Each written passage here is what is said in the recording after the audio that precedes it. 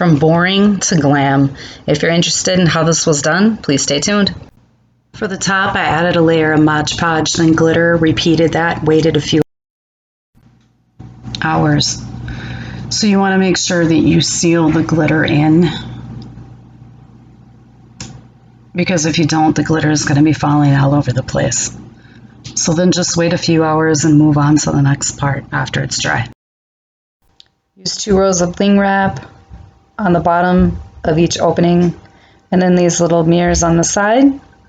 I hot glued those and put a little square piece of diamond wrap at the bottom. I hot glued 2 rows of Bling Wrap in the very middle of my shelf after I deciphered where my spacing would be correct. So I guess it all depends on what size mirror you use.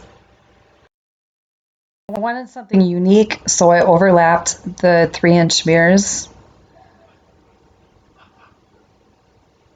Then I took one row of diamond wrap, hot glued both top and bottom, and 3 of the 2-inch mirrors in the middle, and the 4-inch ones on the side as well.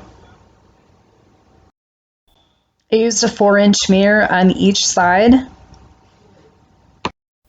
I used 3 rows of Bling Wrap on each side of the mirror. At this time, I would like to ask you to please subscribe if you're not already. And this is what it looked like when it was finished. I hope you guys enjoyed this project. Thank you so much for tuning in to Gems and Jewels. Have a fabulous week. See you soon.